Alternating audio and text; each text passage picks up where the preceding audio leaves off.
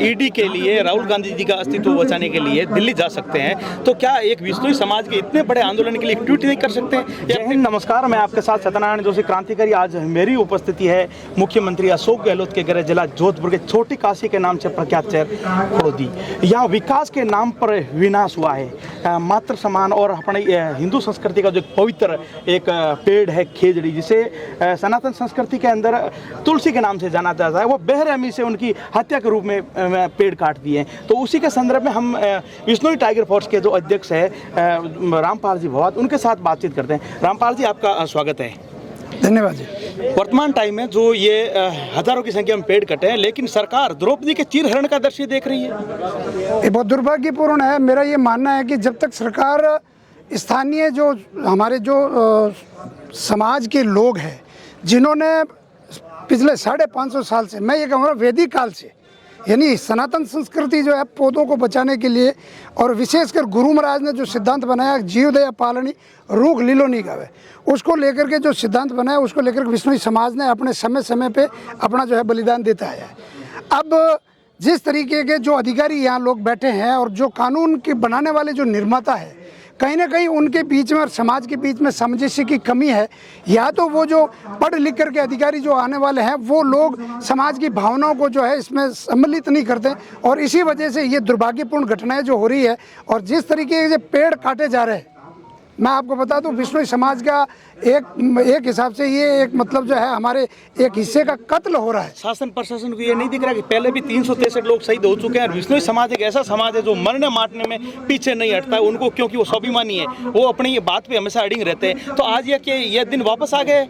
बिल्कुल, जिस तरीके से पर्यावरण को लेकर के, पर्यावरण संरक्षण को लेकर के पूरा विश्व चिंतित है, और पूरे देशों में जिस तरीके का जो माहौल अभी बना पर्यावरण और वन्य जीव और पूरी की पूरी जो जैव विविधता को लेकर के जिस तरीके के कॉन्फ्रेंस हो रहे हैं, ऐसा लगता है कहीं ना कहीं सरकारों को, मैं ये नहीं कर रहा, मैं पूरे विश्व स्तर की बात कर रहा हूँ, कहीं ना कहीं सरकारों को भी इस मुद्दे पे आना पड़ेगा। और मैं पहले भी ये कहता रहा हूँ, ये जो मुद्दा पर्यावरण का मुद्दा एक दिन आज हो सकता है रोजगार का मुद्दा हो, आज हो सकता है कहीं दूसरा जो है लोगों के लिए अपने जो जाति का मुद्दा हो, आरक्षण का मुद्दा हो, लेकिन एक समय ऐसा आने वाला है कि ये पर्यावरण का मुद्दा पूरे विश्व में जो है बहुत बड़ा मुद्दा बनने जा रहा है। अभी वर्तमान स्थिति क्या है, कितने लोग यहाँ खड़े हैं, क्या है मामला, ये आप अवगत कराइए दर्शकों को। ये तो जहाँ ये खड़े, ये समाज के प्रतिनिधि के रूप में मैं ये कह रहा हूँ, समाज जो है अभी इसमें हम उन सब लोग 4 लोग बाहर खड़े हैं, अभी तक समाज के प्रतिनिधि है, मतलब मैं कह रहा हूँ ना आपको, ये समाज के प्रतिनिधि है। यानी हमें गर्व है कि हमारे अगर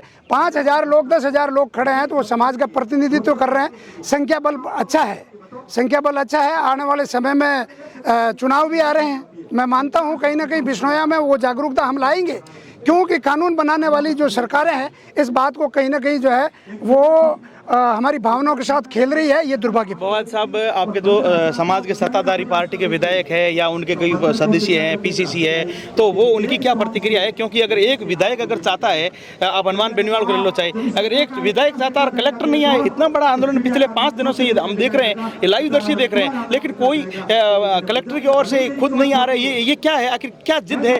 समाज इसके लिए क्या करने जा रहा है, बताइए आप। मैं ये कह रहा हूँ कि बात रही जनप्रतिनिधियों की, तो कहीं ना कहीं विश्नोई समाज शुरू से अहिंसक आंदोलन, मैं ये कहूँगा कि 1730 की जो कहानी है, उस वक्त मैं हमेशा यही मेरे कोट रहता है कि कहीं उस वक्त न तो साधन थे, न उनके पास पैसा था, उसके बावजूद उनके पास धर्म था। और धर्म कौन सा था? गुरु महाराज का सिद्धांत था कि जीवों की दया करनी है और जो हरे वृक्ष है उनको काटना नहीं है, यानी जीव दया पालनी रूख लीलो नहीं आवे।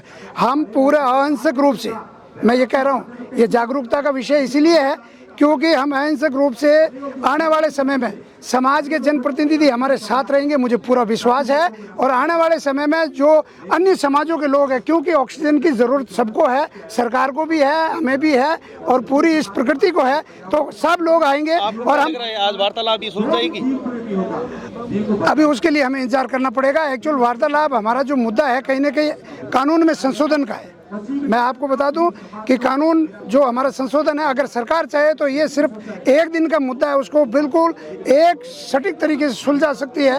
अगर उनको लगता है कि भाई हमें कानून नहीं आता, कोई बात नहीं, महाराष्ट्र का कानून लीजिए, हरियाणा का कानून लीजिए, उन कानूनों का मिक्सअप करके हम लोग ये चाहते हैं कि कहीं ना कहीं खेजड़ी को लेकर के एक नया कानून आ जाए और टेनेंसी एक्ट 1956-55 में संशोधन होकर के बड़ा जो है कम से कम 50,000 से लाख रुपए पर पेड़ जुर्माना हो जो काटने वाला।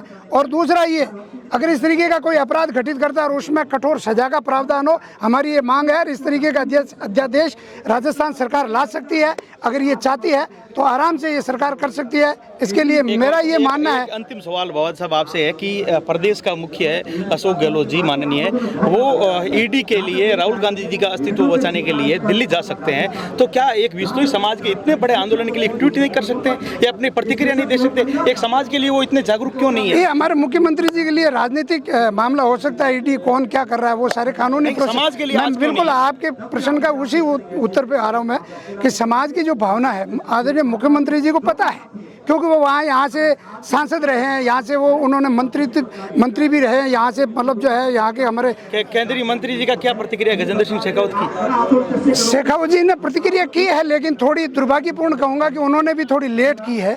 तो आने वाले समय में ये समाज इस पर डिस्कस करेगा कि कौन लेट रहता है और कौन जो है जल्दी हमारी इस भावना को आगे बढ़ाता है। तो ये सारा समाज का जो है, समाज अपनी रणनीति अभी जो है वो आगे धीरे धीरे इसको हम आगे बढ़ेंगे। और मैं ये मानता हूँ कि 36 कौम को साथ लेकर के इसको पूरे विश्व का एक बहुत बड़ा आंदोलन खड़ा करेंगे, ऐसा मेरा पूरा विश्वास है।